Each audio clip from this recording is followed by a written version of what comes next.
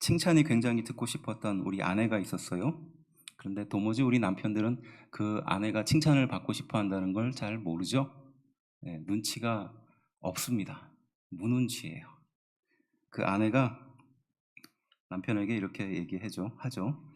여보, 나처럼 얼굴도 예쁘고 마음도 예쁜 걸 사자성어로 하면 뭐라고 하지? 그러니까 당연히 이 아내는 금상첨화를 기대했던 거예요.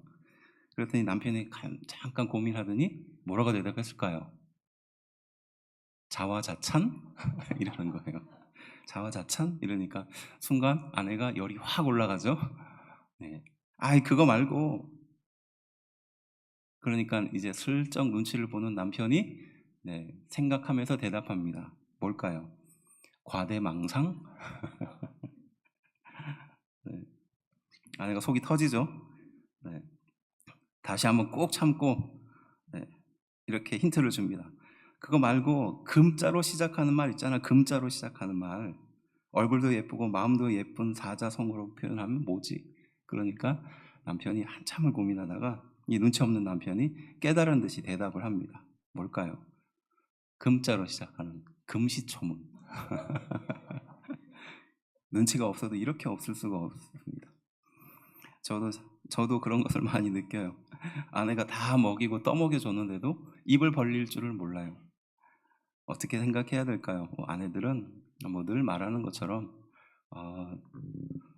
남자아이 한 명 더 키운다 이런 생각을 가지고 하나하나 설명해주고 또 그렇게 해줘야 겨우 이제 쫓아옵니다. 그것도 기분 나쁘면 안 따라와요. 그렇죠? 네. 뻔히 알면서 고집부리가 안 옵니다. 그러니까 우리 아내가 그러한 마음을 가지고 우리 남편을 대해야 하지 않을까 생각합니다. 그러면서 이렇게 말하지만 저도 솔직히 잘 모르겠어요. 이 부부의 관계라는 것은 참 어렵습니다. 정답이 없는 것 같아요. 누구는 피해를 입었다 하고 누구도 피해를 입었다 하지만 사실은 가해자도 없고 피해자도 없는 것이 부부의 관계입니다. 세상의 그 어떠한 관계보다 친밀하고 깊고 이해해 줄 수 있는 관계임과 동시에 서로 벽을 쌓을 수 있으며 어찌 보면 남보다도 못한 관계를 평생 유지할 수도 있는 것이 이 부부관계라는 것입니다.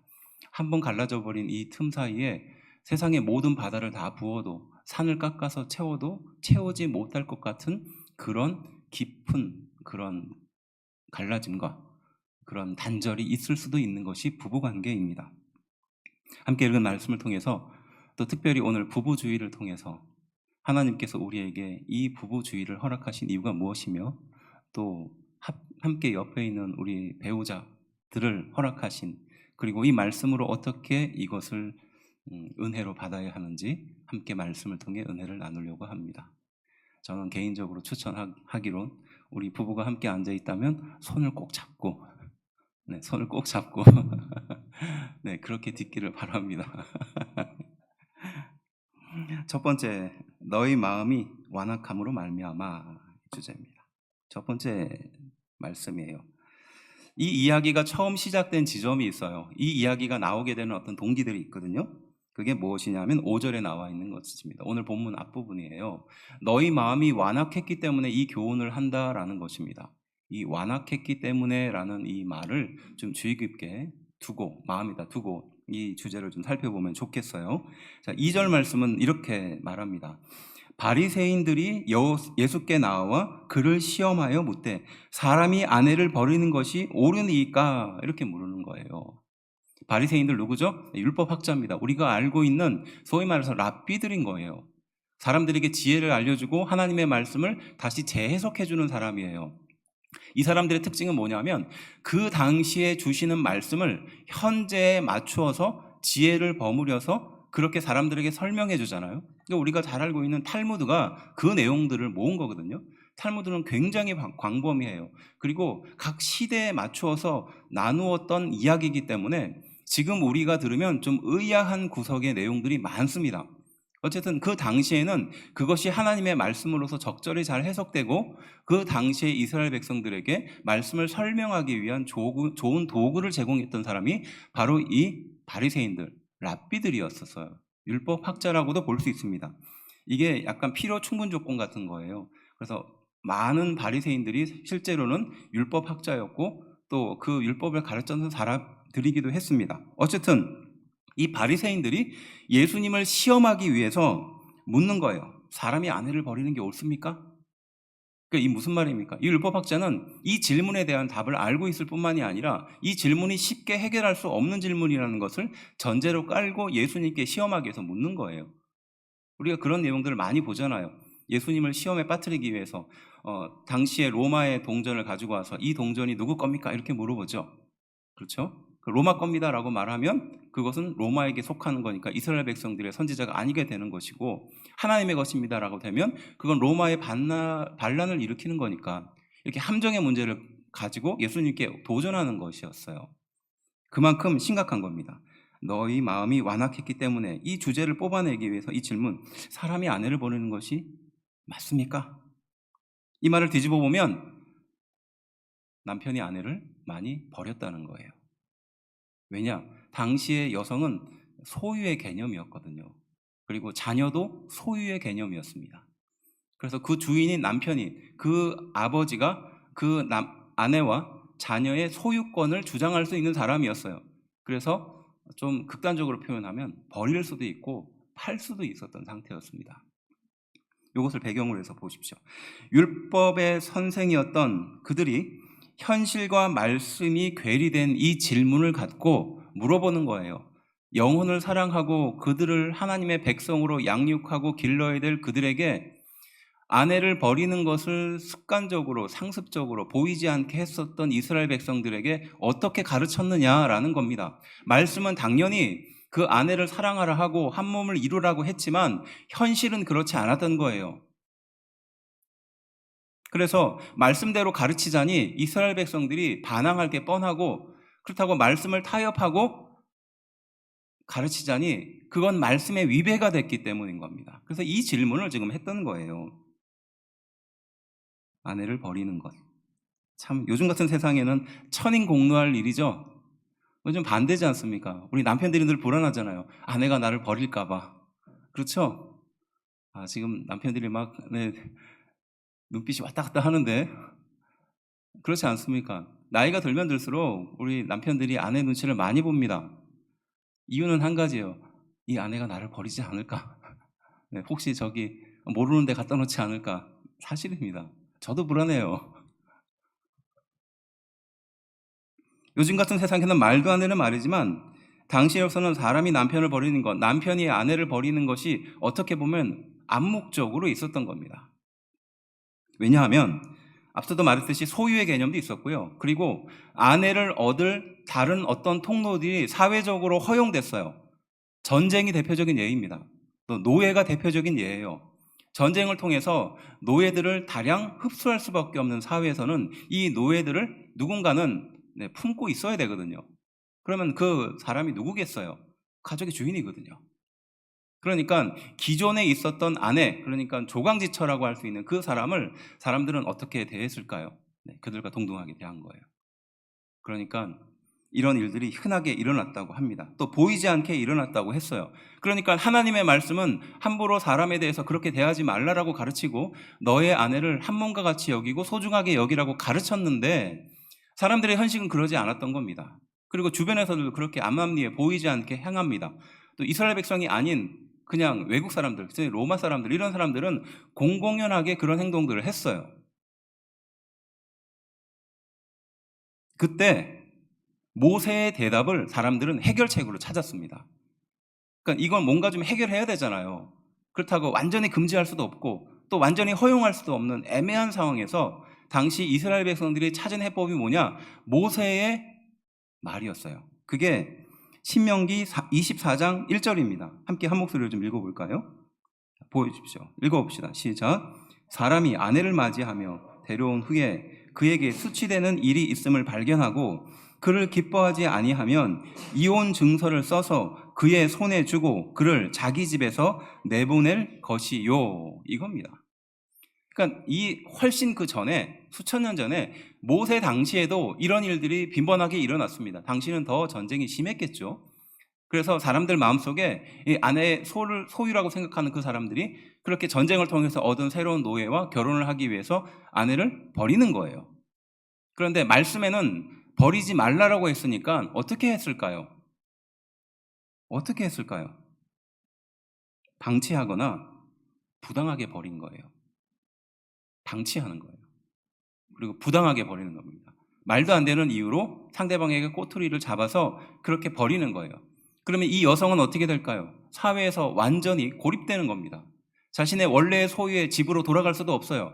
자신의 원래의 아버지로부터 돌아갈 수도 없습니다. 왜냐? 소속이 남편에게 속해 있기 때문에.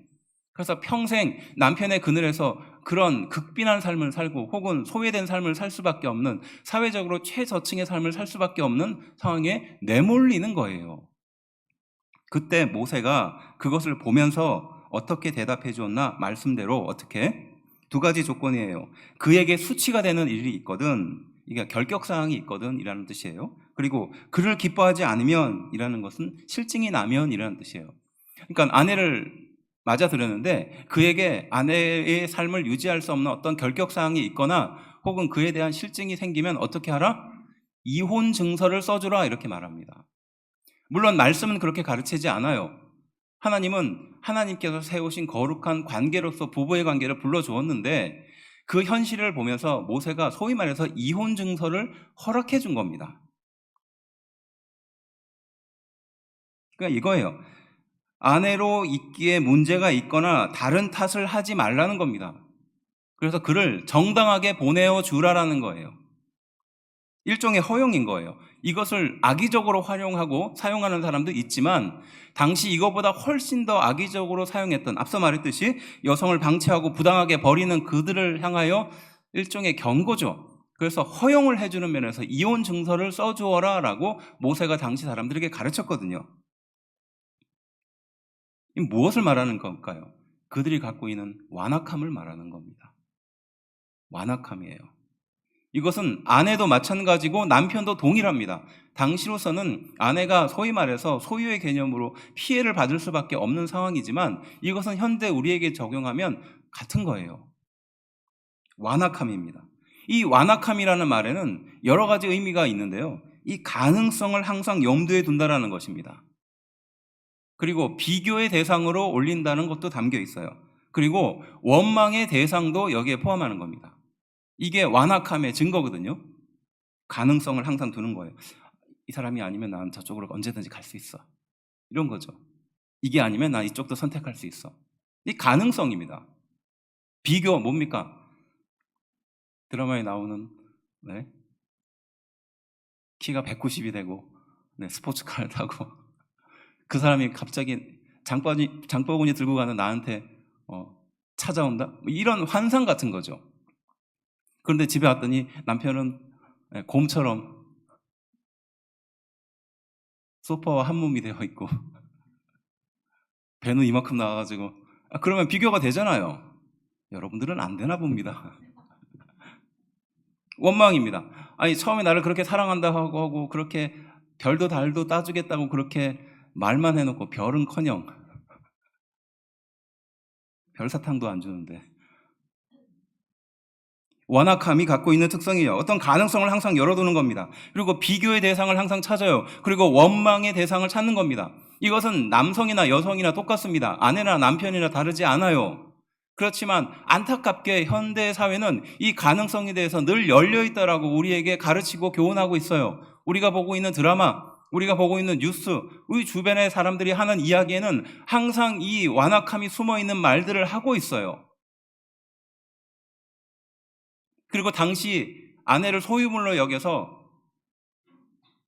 방치하거나 부당하게 버렸던 사람들의 마음속에는 이 완악함이 자리 잡고 있었던 것입니다.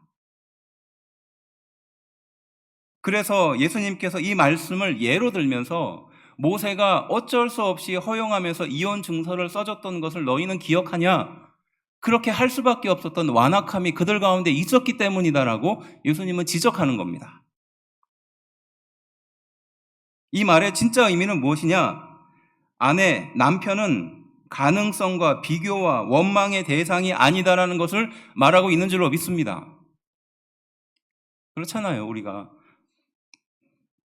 그냥 감당할 수 있을 것 같은데 옆집의 남편은 막 되게 친절한 것 같고 지나가는 누구는 되게 나 같지 않은 것 같고 막 이런 마음이 들면 더 괴롭거든요.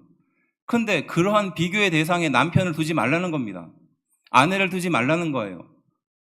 지나가는 저 사람은 굉장히 젊어 보이고 굉장히 멋있어 보이고 예뻐 보이고 그의 비교의 대상을 아내로 삼지 말라는 뜻입니다. 남편으로 삼지 말라는 거예요. 그런 대상이 아니다라는 것을 말하는 겁니다. 무엇일까요? 아내와 남편은 맡겨줬다라는 의미예요. 믿으십니까? 네, 맡겨주신 거예요. 물론 내가 사랑해서 내가 선택한 사람이긴 하나 말씀은 근본적으로 그 사람은 하나님이 나에게 맡겨준 사람이다라는 의미를 담고 있는 거예요. 그래서 10장 9절 말씀인데요. 이렇게 교훈하죠. 그러므로 하나님이 짝지어 주신 것을 사람이 나누지 못할지니라 하시더라. 함께 읽은 말씀의 내용에 있죠. 그러므로 하나님이 짝지어 주신 것을 사람이 나누지 못할지니라. 누가 짝을 줬다고요? 하나님이 져줬다는 거예요. 우리가 선택하고 우리가 짝을 만들었다고 생각하는 순간 앞서 말했던 것처럼 완악함에 빠지는 겁니다. 가능성에 빠지고 비교에 빠지고 원망에 빠지는 거예요. 그런데 이 관계를 만들어 주신 것을 짝지어 주신 것은 누구의 은혜고 누구의 뜻이다? 하나님의 뜻이고 하나님의 계획이라는 것입니다. 그러니 하나님이 맡겨주신 거예요. 하나님이 내 남편을 맡겨주신 줄로 믿습니다. 하나님이 내 아내를 맡겨주신 것인 줄로 믿습니다. 그러니까 함부로 대해서는 안 될 일이에요. 그가 진짜로 원하는 것이 무엇인지, 그가 무엇을 채워야 행복해하고 만족해하고 안정감을 느끼는지 우리는 남편이 아내의 입장에서, 아내가 남편의 입장에서 살펴보고 그것을 채워주기 위해 노력해야 되는 줄로 믿습니다. 평상시에는 우리 남편 기를 많이 죽이니까 오늘은 아내 기를 조금 죽이기 위해서 우리 대표적으로 아내가 못하는 게 뭐예요? 남편 칭찬 못하죠? 그렇죠? 그렇죠? 못합니다. 버릇 나빠질까 봐. 우리 아내들 못해요. 저도 집사람한테 오늘 어땠어? 그러면 입을 꼭 다물어요. 입에 힘을 꽉 줍니다. 말을 하고 싶으나 다들 인정하고 싶고 아는 것이지만 말하면 남편 교만 그렇잖아요. 아내가 제일 안 되는 게 그거예요. 남편을 인정하는 것이 안 됩니다. 그런데 안타깝지만요, 남편이 세상의 모든 것을 다 해치고 받고 싶은 게 뭔 줄 아세요? 돈이 아니고 명예가 아니에요. 인정이에요.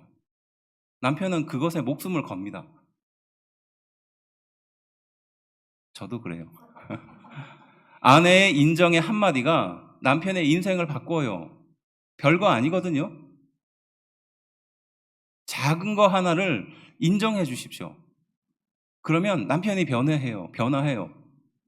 반대 지점에서 말하면 아내는 무엇을 그토록 바라고 기대할까요? 사랑이잖아요.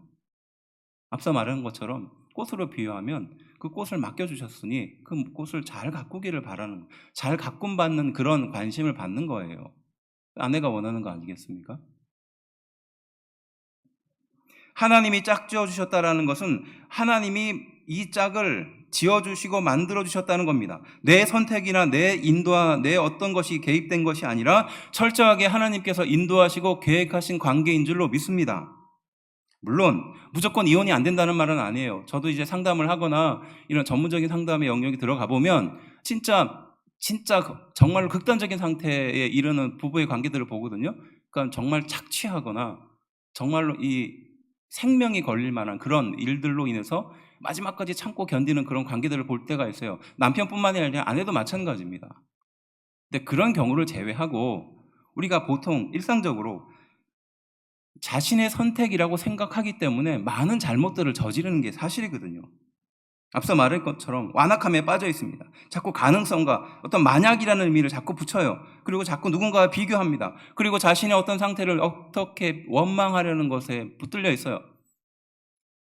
그러다 보니 상처가 배가 되고 그 상처를 해결하지 못하는 겁니다. 싸움만 나면 그 과거의 상처가 스물스물 올라와요. 10년 전에 했었던 그 남편의 비수에 꽂힌 말이 아직도 해결되지 못하는 거예요.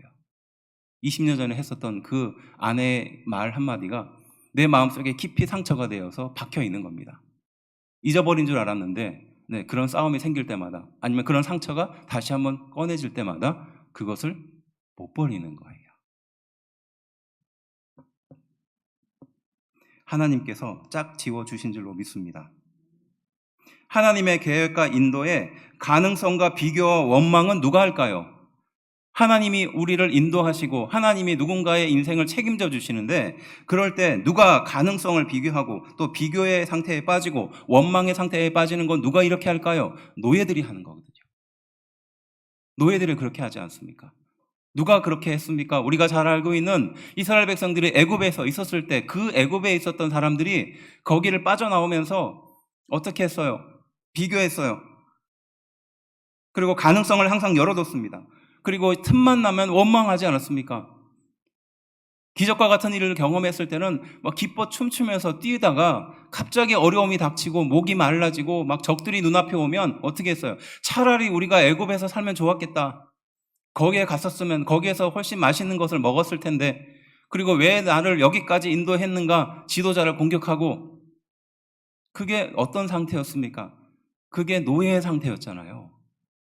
그래 하나님께서 그들을 향하여 광야의 40년을 통해서 철저하게 주인의 삶이 어떤 것인지를 가르쳐 주었어요.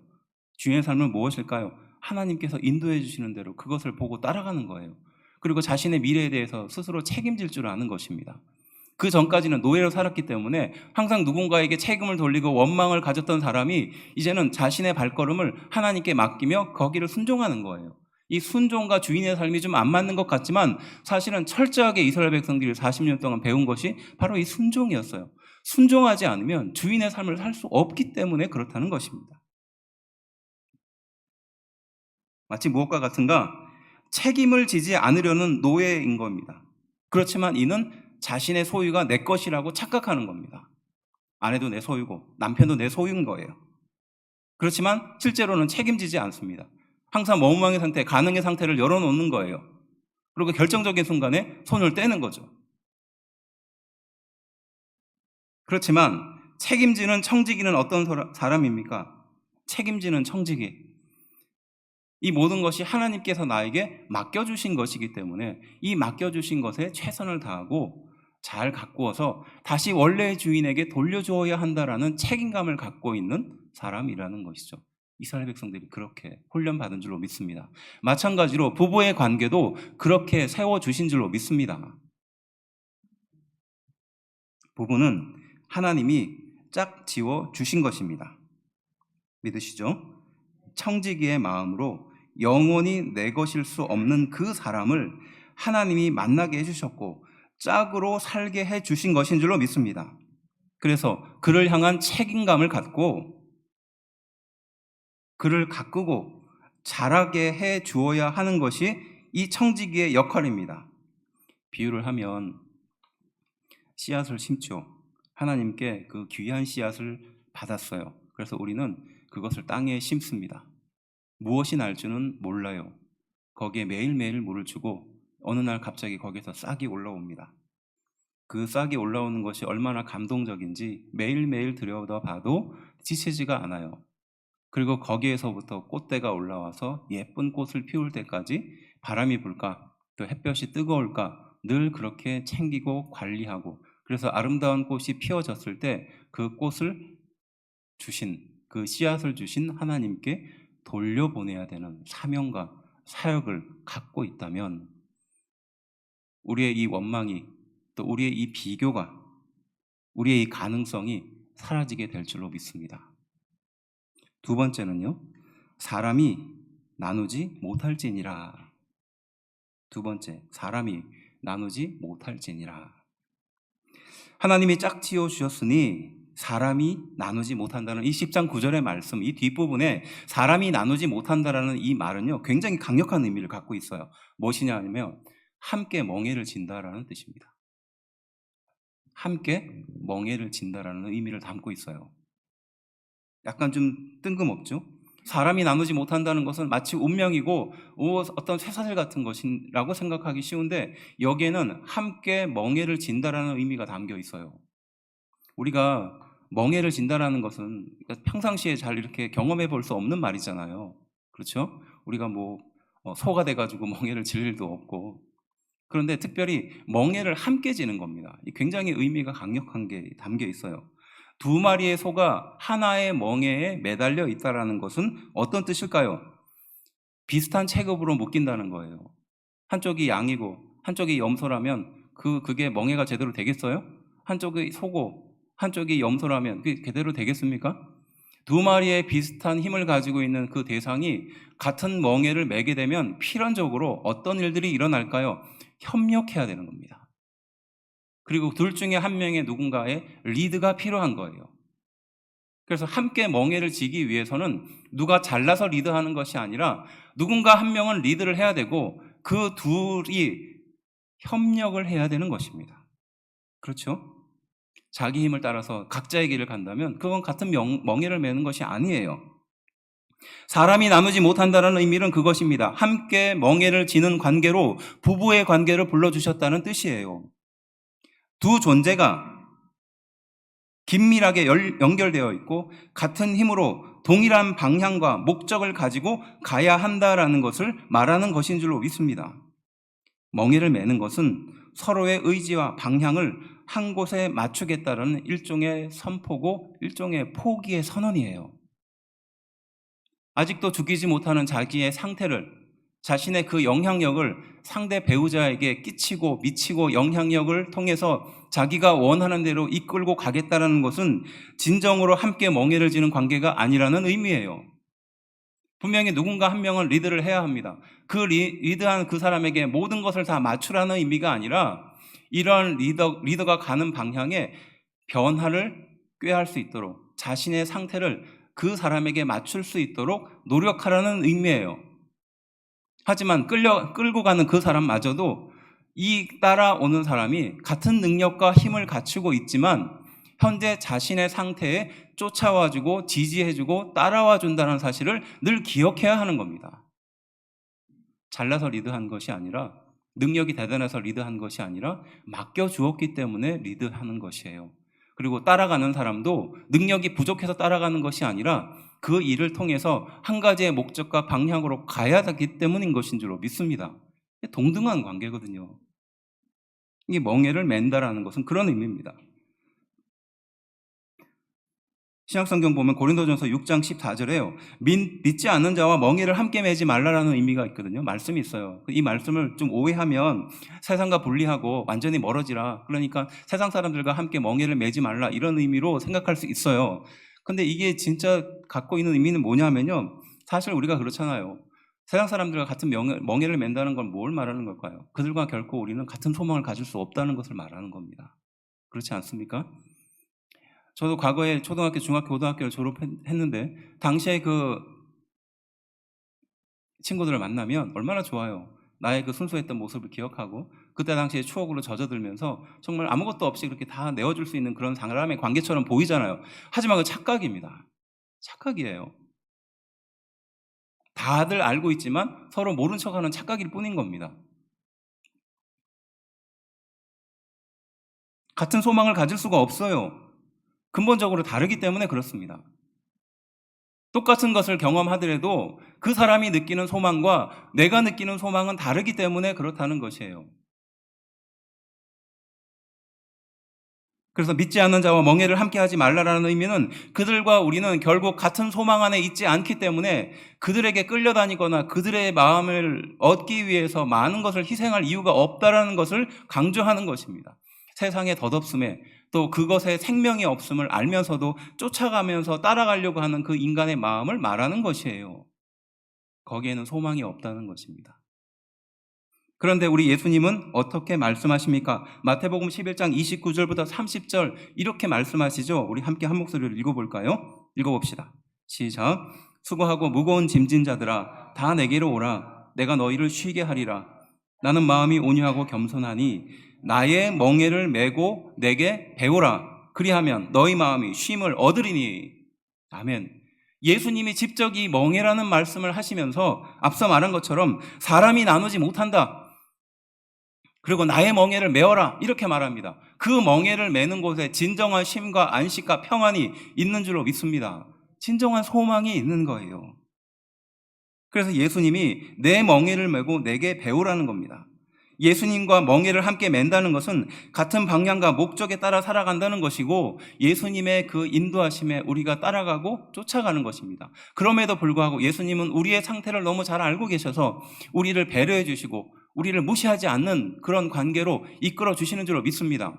그래서 잘못된 선택을 하더라도, 또 격가지의 길을 가더라도, 또 못된 생각을 하더라도, 예수님을 배반하는 생각을 할지라도 마지막까지 용서하고 인정해 주시고 다시 돌아오기를 바라시는 분이 바로 예수님이라는 사실이에요. 믿으십니까?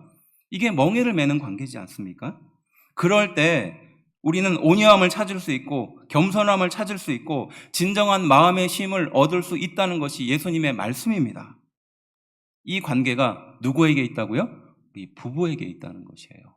같은 멍에를 메었으니 그 멍에를 통해서 진정한 온유와 겸손과 마음의 쉼을 얻으라.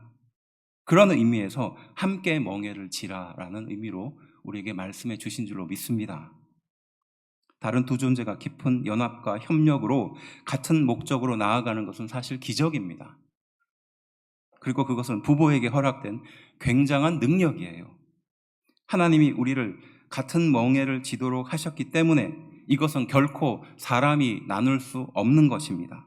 그래서 우리는 그 멍에를 함께 지며 만들어가고 또 맞춰가는 줄로 믿습니다. 자료를 찾다 보니까 참 얼굴이 없어질 것 같은 그런 글들을 볼 때가 있어요. 우리 서로 힘을 덜어주는 사랑을 합시다. 사랑을 위한 사랑보다는 희생을 위한 사랑을 합시다. 강요보다는 이해, 양보로 서로 나아갑시다. 사랑합니다. 사랑을 사랑으로밖에 표현할 수 없음이 안타깝습니다. 연애편지예요, 연애편지. 다 써봤잖아요. 모른 척하지 마세요. 다 써봤지 않습니까? 뭐 누구 얘기 들어보니까 막 한 트럭을 썼다 그러는데, 연애편지를. 순아, 요즘 같은 날씨에는 고향 겨울물이 그리워지곤 한다. 훌훌 벗어던지고 알몸으로 풍덩 빠졌던 어릴 적 일들이 그렇게 멀지 않게 느껴진다. 순아, 부산에서 만난 이후 나만이 앓고 있는 병이 더욱 심화되어 가고 있다. 뭘 앓고 있는지 모르겠어요. 잠념 없이 해야 할 작업 시간에 나도 모르게 지난날 우리 둘 사이에 아무런 거부감 없고 조그만 틈도 없었던 오직 너와 나만이 존재했던 그 시절이 연상되어 머릿속을 맴돌고, 뭐 이렇게 어렵게 쓰죠? 못 읽겠다는 거잖아요. 또 순아, 이번 일요일에 만나고 싶다. 장소는 무슨 역 터미널 쪽으로 내려오는 계단에서, 시간은 오전 10시, 전화가 없었을 때니까요. 그래서 전화 연락이 없으면 약속 장소로 나오는 것으로 알겠다. 그럼 그때까지 안녕. 1988년. 아직도 순이만을 사랑하는 누군가. 네, 거기 돌리지 마세요. 다 알고 있잖아요. 근데 거기에 딸이 답글을 달았어요. 그때 엄마가 영원히 그 역에 나가지 말았었어야 했는데.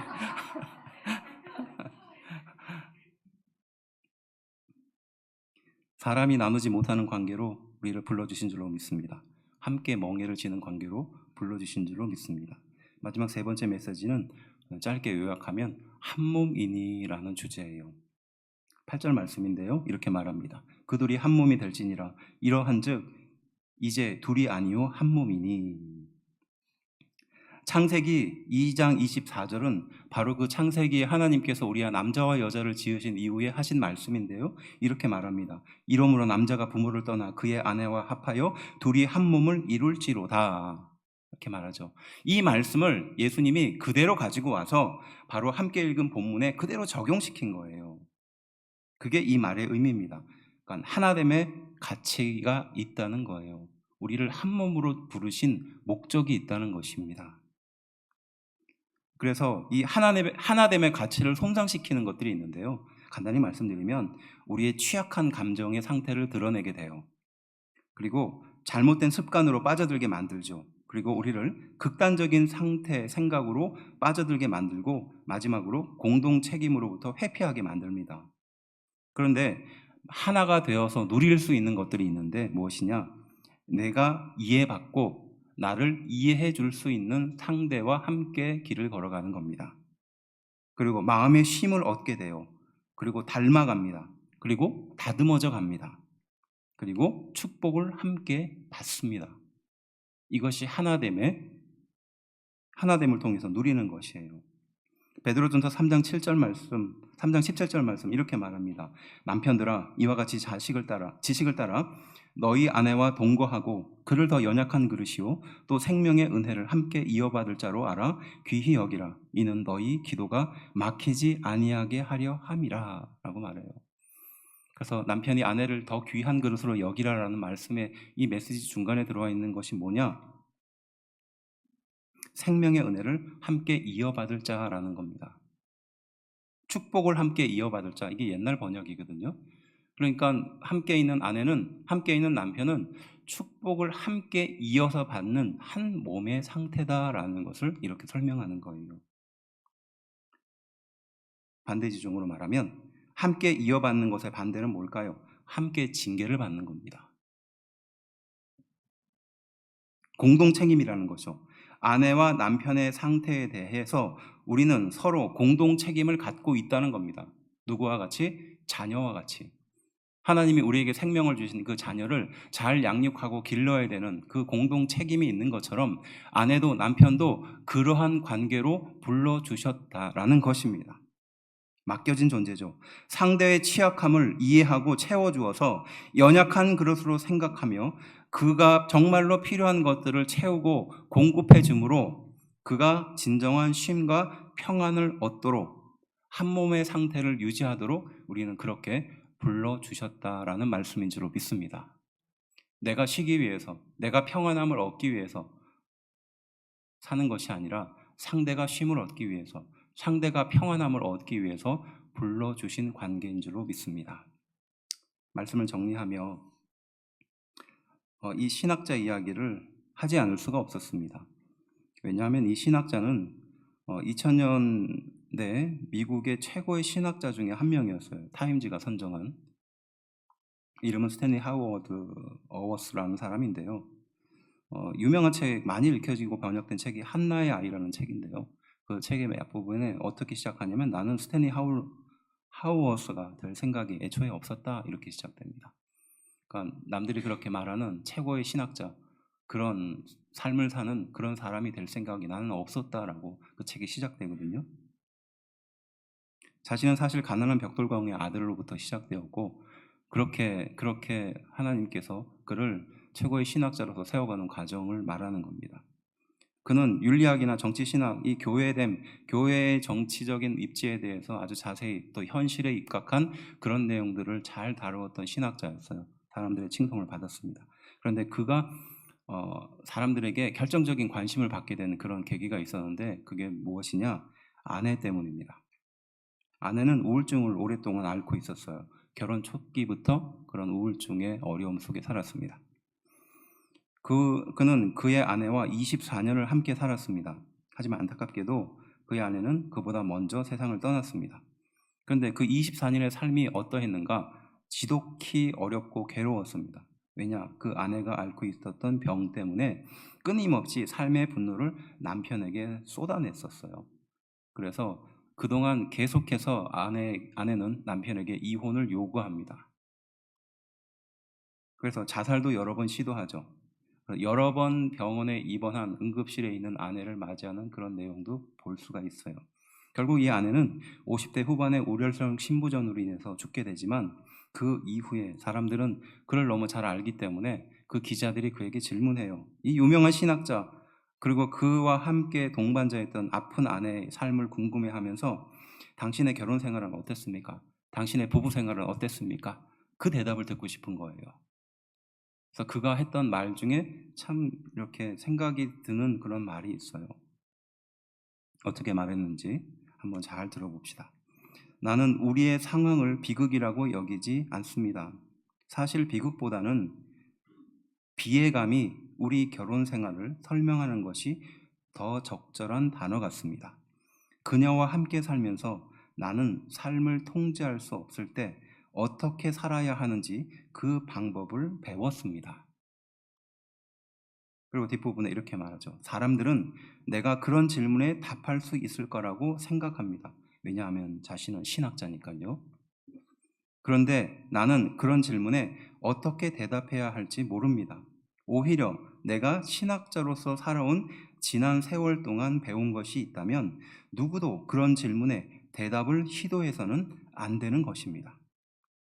그래서 내가 볼 때 그리스도인으로 사는 것은 답 없이 사는 법을 배우는 과정이라고 생각합니다. 답 없이 사는 법.